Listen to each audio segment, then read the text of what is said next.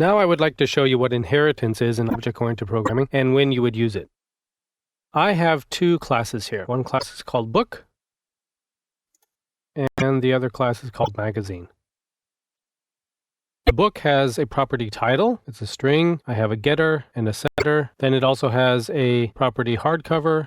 It's a Boolean. A getter and a setter. A book can either have a hardcover or not. And it has a way to display the title in a nice way called display nice title, a public method. And it displays the title in blue and puts a nice little horizontal line after it. And that's all we have for book. Then we have magazine. Magazine has a property title as well. It has another property called subscription duration in months, which is a number of months, the setter and the getter. And it has a way to display the title, same thing as in the book. It's called display nice title. And here it's a little different. It doesn't display it in blue, but in green, but it has the same line after it. And that's all we have for magazine. So we have our two classes, book and magazine. So let's instantiate these and use them. First, let me show you what this code will output. F5, it outputs nothing because we just have two classes. We don't have anything doing anything yet. So here's the code. Book equals new book. So now we have a book object. Book, set the title. The title is, let's say, leaves of grass. And we will show the book title, display nice title. Let's see what that looks like. And there we have it, a blue title with a line after it. Let's put some space here for the next one. So now let's do the same thing for the magazine. Magazine equals new magazine. Magazine set title, let's call it PHP magazine. And let's display the nice title again. Same way we did with the book.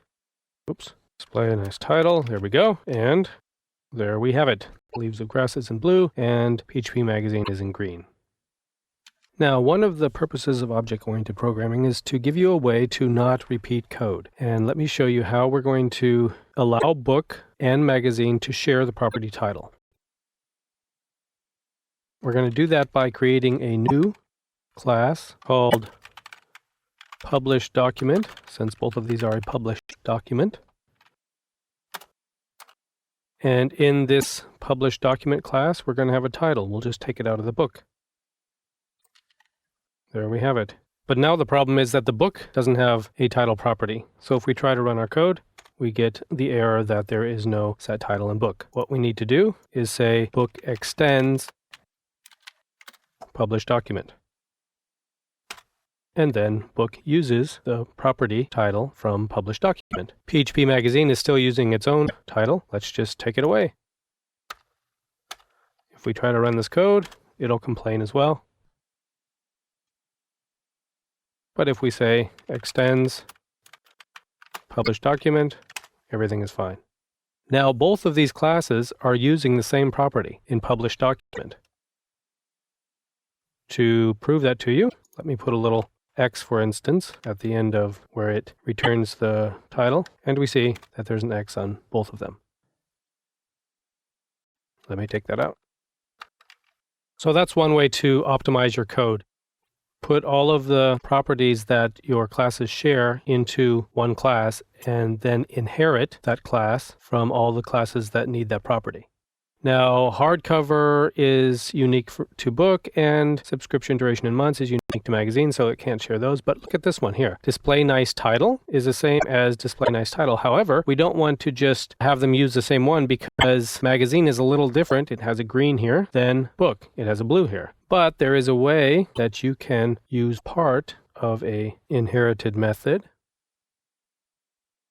Let me show you how to do that. You take the method, I'm going to copy it up into published document. So now we have it up here. Now this line here, blue, is unique to book, so I'm going to take it out.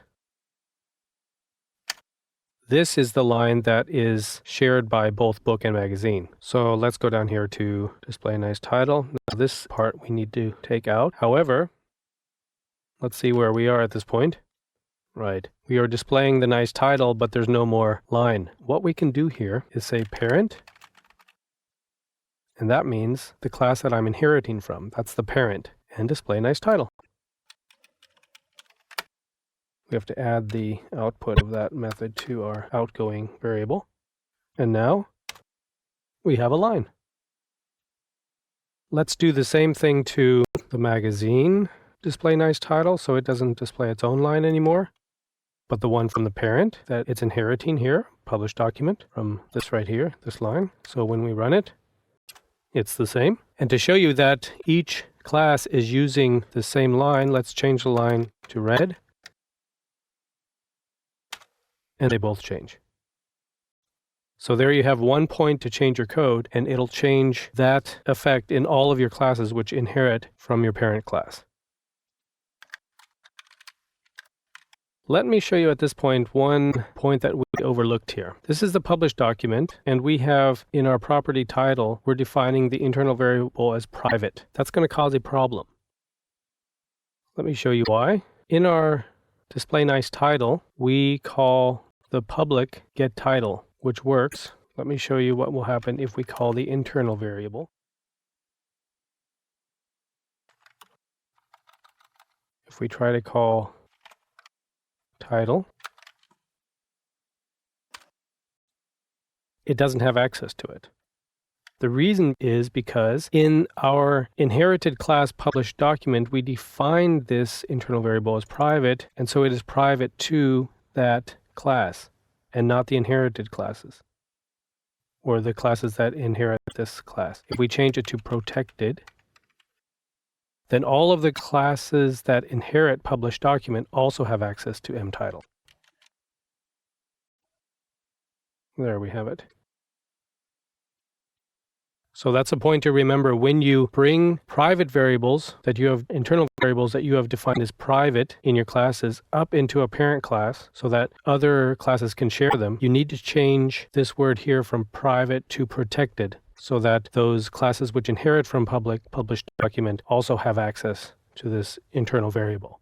So the last feature that I want to show you in inherited classes is something called overriding, which enables you to make default values very easily. Let's say that for each published document you have a delivery method. So we can say public function get delivery method return, and let's say your default that you want is UPS. So let's see how this works. Since we put that in the published document class, which book and magazine inherit, both book and magazine have immediate access to this. So if I say echo book get delivery method, it already pops up for us. Very nice. Let's see what it says here. Leaves of grass, it's a book. Delivery method is UPS. And for magazine, we have to change this to magazine. Magazine. Save, show. It is also UPS. Now, you might have 50 different types of published documents, each represented by a class which inherits published document. And let's say you have one which has a special delivery method. You can just take this method, copy it to, let's say, magazine, and override the method getDelivery method in your parent class. So let's say we have Federal Express book rate, or what are we in magazine? Federal Express magazine rate, let's say.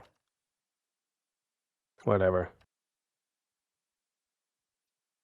Now if we look at our output, we have in book UPS, since book does not have a getDelivery method.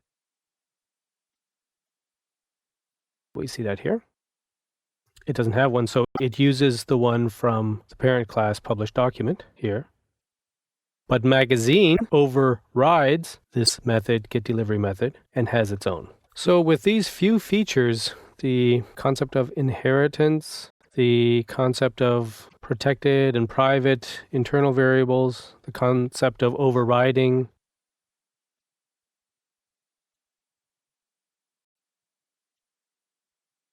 for instance this, and the concept of calling parent methods where you want them enable you to build a hierarchy of classes which are very complex, yet can map the relationships between real objects, for instance, magazines, books, and maybe 20, 30 other different kinds of published documents that you might have in an application that you're making.